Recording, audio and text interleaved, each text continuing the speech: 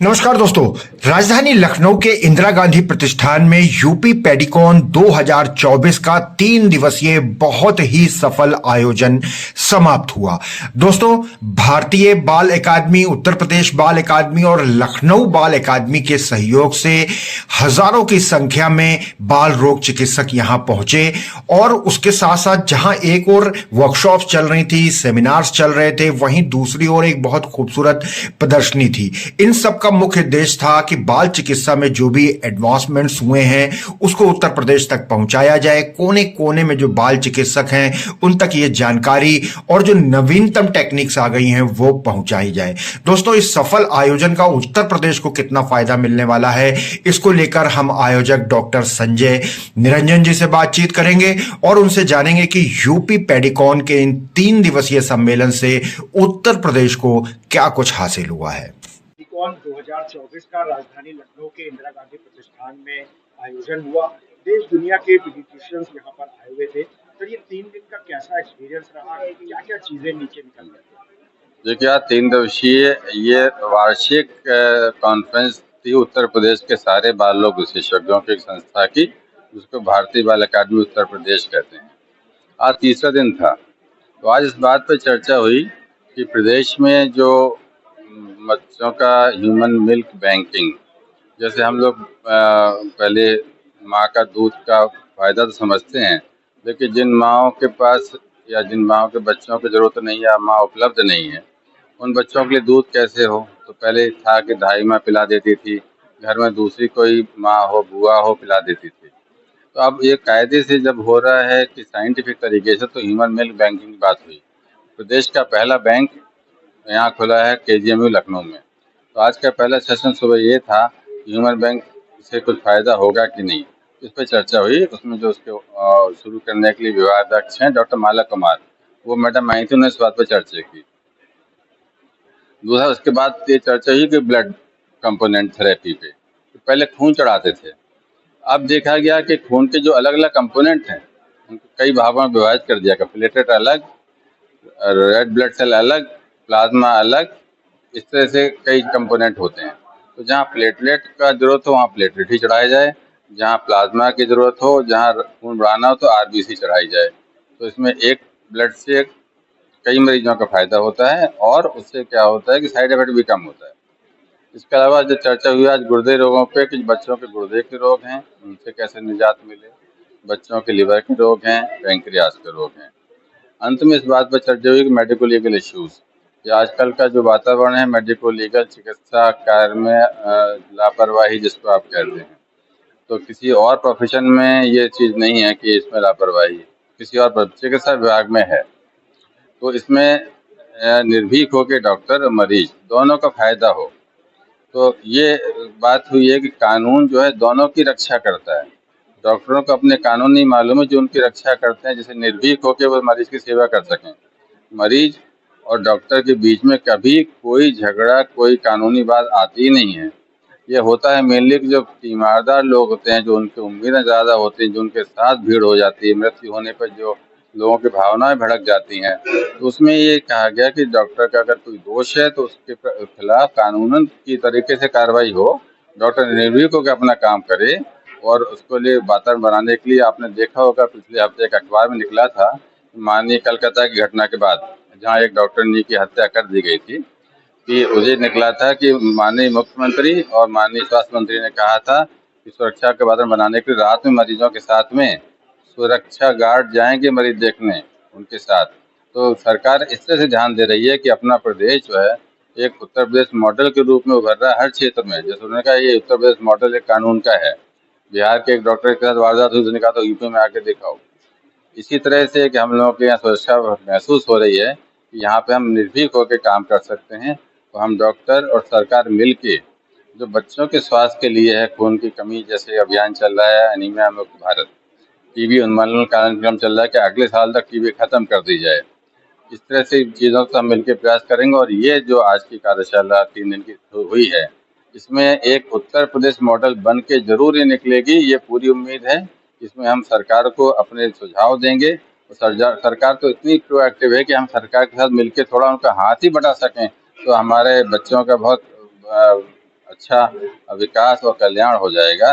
सरकार इतना प्रोएक्टिव है। सर आजकल ये भी देखा जा रहा है कि नवजात बच्चों और गर्भस्थ बच्चों में भी बड़ी गंभीर बीमारियां हो रही हैं, तो उसके ट्रीटमेंट को लेकर के किस तरीके से सीएम में आयोजित की गई, डॉक्टर्स को क्या किस तरह से अवेयर किया? जी, उसकी कल चर्चा हुई थी। तो नवजात बच्चों का सबसे आपने अच्छा मुद्दा उठाया है। तो उनकी मृत्यु दर बहुत ज़्यादा है। ज़्यादा का मतलब अपने प्रदेश में ज़्यादा है कि 1000 बच्चे पैदा होते हैं तो 30 बच्चे 30 दिन के 28 दिन के अंदर ही मृत्यु हो जाती है उनकी। मतलब हमारा मॉर्टेलिटी 30। सरकार ने और विदेश से ग्लोबल लक्ष्य रखा है कि मृत्यु दर 12 प्रति 1000 हो। तो कई राज्यों ने अचीव कर लिया है। हमारा एवरेज मिला के जो देश का है वो भी बेहतर है, लेकिन उत्तर प्रदेश का 30 का 30 है पिछले 2 सर्वे से, इसलिए इस पर विशेष चर्चा हुई। तो जो बच्चों की गंभीर समस्या सबसे बड़ी आजकल क्या है कि बहुत से बच्चे कम वजन के प्रीमेच्योर पैदा हो रहे हैं। तो प्रीमेच्योरिटी को पहले तो रोका जाए, यानी कि सही उम्र में शादी हो, एंटीनेटल चेकअप हो माँ का, उसका न्यूट्रिशन ठीक हो। उसके बाद प्रसव अस्पताल में हो। 50% डिलीवरी पहले होती थी घर पे, अब 85% अस्पताल में हो रही है डिलीवरी। फिर डिलीवरी टाइम पे एक बर्थ अटेंडेंट हो जो उनको बच्चे को सांस में लेने में मदद कर सके। 10 में से एक बच्चे को सांस में मदद की जरूरत पड़ती है। 15% बच्चों की जो मृत्यु का कारण है उनका इन्फेक्शन। उस पर चर्चा हुई कि नवजात शिशु को इन्फेक्शन से बचाने के लिए क्या तरीके हैं कि हाइजीन हो और माँ के दूसरी तुरंत लग जाए, उससे इम्यूनिटी मिले। हाथ साफ रख के, ओटी साफ रख के, डिलीवरी के स्थान साफ रख के, सफाई के तरीके से कैसे करें। कॉर्ड क्लैंपिंग कहते हैं कि कॉर्ड को, जो नवजात शिशु कॉर्ड को तुरंत ना काटा जाए तो उसको एक्स्ट्रा खून मिल जाता है कुदरती। तो जब उसकी धड़कन बंद हो जाए 1 से 3 मिनट में कॉर्ड काटें, जैसे उसको नेचुरली जितना खून मिलना है धड़क को उतना मिल जाए, तुरंत पैदा होते ही ना काट दें। उससे देखा गया सर्वाइवल। एक है सबसे अच्छा छोटे बच्चों के लिए कंगारू मदर केयर। इसको कहते हैं बिना खर्चे का ऐसा उपाय है जिसमें बच्चे को माँ अपनी छाती से लगा के रखती है, जिसमें उनकी स्किन टच करती है, यानी माँ अपने सामने की स्किन खोल ले, बच्चे की खोल ले, लगा ले। तो कंगारू मदर केयर से क्या होता है कि टच में रहता है तो बच्चे का टेम्परेचर ठीक रहता है और बच्चा दूध पीता रहता है। 2 कंपोनेंट हैं इसके, स्किन टू स्किन कॉन्टैक्ट और माँ का दूध। इससे बच्चों की मृत्यु में बहुत इतना फायदा हुआ है कि छोटे बच्चों की मृत्यु में इंक्यूबेटर से भी ज़्यादा कारगर है, नेचुरल इंक्यूबेटर है ये। क्योंकि जो कंगारू क्या होता है उसके बच्चे प्रीमेच्योर पैदा होते हैं, वो स्वभाव से ही। फिर वो उसके पाउच में रह के मैच्योर होते हैं, दूध पीते रहते हैं। तो इसी को इसको ट्रांसलेट किया गया कि हम ह्यूमन बच्चों में प्रैक्टिस कर सकते हैं। तो कंगारू माता देखभाल से ये हैं बिना खर्चे के उपाय। कंगारू माता देखभाल, माँ का दूध पिलाना, सफाई से डिलीवरी, सभी टीकाकरण करवाना, इससे सर्वाइवल बढ़ेगा। और जो अपेक्स उपाय हैं महंगे, वेंटिलेशन कैसे करें उस पर चर्चा हुई है। वेंटिलेशन की कार्यशालाएं हुई थी परसों, आज भी वेंटिलेशन बात हुई। एक केमिकल कम होता है बच्चों के लंग्स में पैदा होने में प्रीमेच्योर में, जिसकी वजह से वो सांस नहीं ले पाते हैं। उसकी चर्चा हुई कि सबसे लेटेस्ट सबसे अच्छा कौन सा है। पहले जानवरों का बनाया जाता था निकाल के सर्फेक्टेंट, सुअर का, गाय का। अब जो है सर्फेक्टेंट हम टेक्निकली बना रहे हैं। तो न्यू सर्फेक्टेंट पर हुई कि अगर पैदा होके विदिन उसको कुछ घंटे में उसकी सांस में वो केमिकल डाल दें, दवाई होती है, तो वो सांस में फैल के मेम्ब्रेन में उनको लंग्स को फुला देने में मदद करती है, सांस लेने में मदद करती है। उसकी मृत्यु दर बहुत कम हो जाती है। तो बच्चों की गंभीर बीमारियों में एक तो प्रीमेच्योरिटी हो गया, दूसरा उनको पैदाइशी दिल की बीमारी है, कोई किडनी की बीमारी है। तो इन सब बीमारियों से बचाने के लिए देखा गया, कार्यशाला हुई, कॉन्फ्रेंस में ये हुआ कि जो बच्चों की किडनी की बीमारियां हैं अल्ट्रासाउंड में आ जाती हैं, उनके पैदा होने के पहले पेट में ही इलाज शुरू हो जाता है। बच्चों की पेशाब की जो गुर्दे से लेके नीचे तक नली होती है, उनमें कहीं रुकावट हो, पैदा होने के बाद भी इलाज हो जाता है। तो आज पैदा होने के पहले से ही इलाज की वो प्रक्रिया है। जी सर, क्या आपको लगता है कि यूपी पेडिकॉन 2024 से उत्तर प्रदेश के जो बाल रोग चिकित्सक है उनको कितना फायदा? जी हाँ, उनको बहुत फायदा होगा। देखिए आपने बहुत अच्छा मुद्दा उठाया है। मैं आपको क्या बताऊं कि उत्तर प्रदेश में 2000 बाल रोग विशेषज्ञ हैं, जो कि पॉपुलेशन बच्चों की यहाँ पे 25 करोड़ की आबादी का 40%, देन 10 करोड़ बच्चों की 2000 पीडियाट्रिशियन है।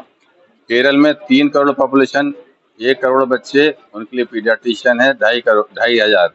यानी कि केरल में ज़्यादा बाल रोग विशेषज्ञ हैं, उनकी मॉर्टेलिटी रेट बिल्कुल सही है, 10 से कम है न्यूबॉर्न की और अंडर 5 की भी कम है। तो कम डॉक्टर हैं।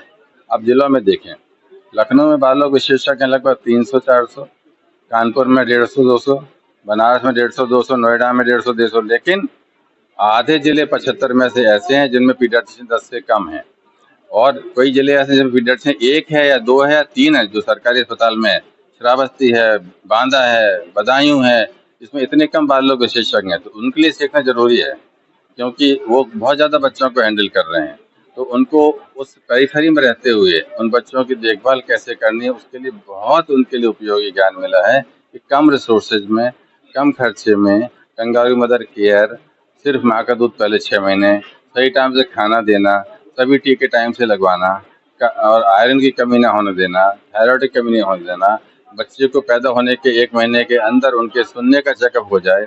सुनाई नहीं ठीक से देता पैदाइशी, तो लिख नहीं पाएगा, तो बोल नहीं पाएगा। आँख का चेकअप 1 महीने के अंदर कि आँख से ठीक से दिखाई नहीं देता तो बच्चा लिख नहीं पाएगा, यानी कि डबल बर्डन हो जाता है, एक सेंसेशन कम हो जाए तो।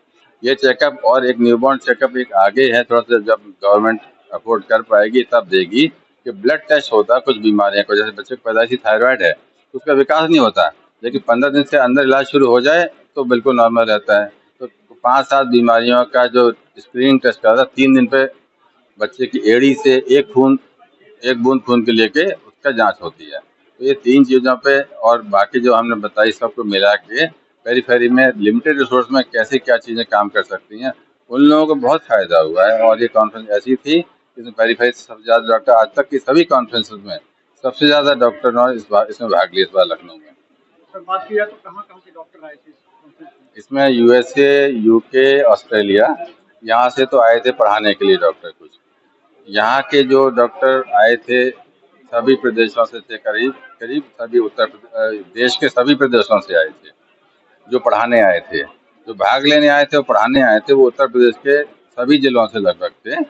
तो जो हमारा भारतीय बाल अकादमी है, इसकी राष्ट्रीय स्तर की जो लीडरशिप है, तो नेशनल प्रेसिडेंट बेंगलोर से, प्रेसिडेंट इलेक्ट जो है नागपुर से, इसके दूसरे पदाधिकारी कलकत्ता से, केरल से, यानी कि रोहतक से, गुजरात से, देश के सभी भागों से वो लोग आए थे, क्योंकि प्रदेश के लिए सब लोग मिलकर सोच रहे हैं। ऐसा नहीं कि वो अपने प्रदेश में तो अपने प्रदेश के बच्चों का सोचेंगे।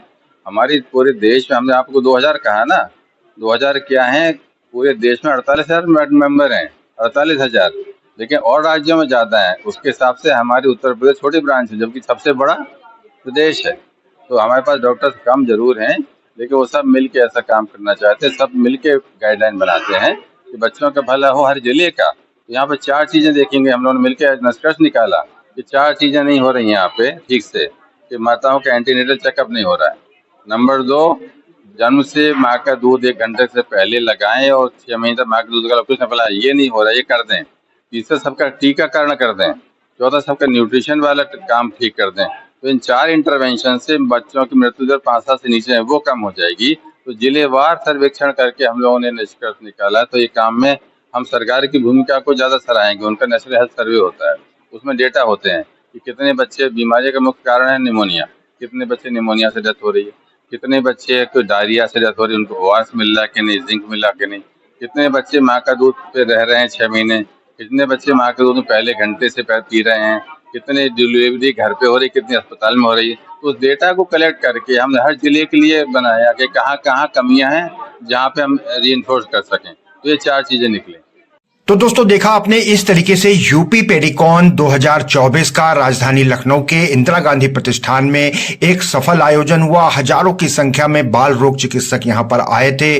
बहुत सारी वर्कशॉप, सेमिनार्स हुए, बहुत सारी कंपनियों ने यहां पर अपने स्टॉल्स भी लगाए हुए थे। निश्चित ही इसका बड़ा फायदा उत्तर प्रदेश की बाल चिकित्सा को मिलने जा रहा है। दोस्तों, स्वास्थ्य से जुड़ी ऐसे ही प्रमुख खबरें और जानकारियां लगातार देखते रहिए, लगातार बने रहिए नेशनल वॉच न्यूज चैनल पर। बहुत बहुत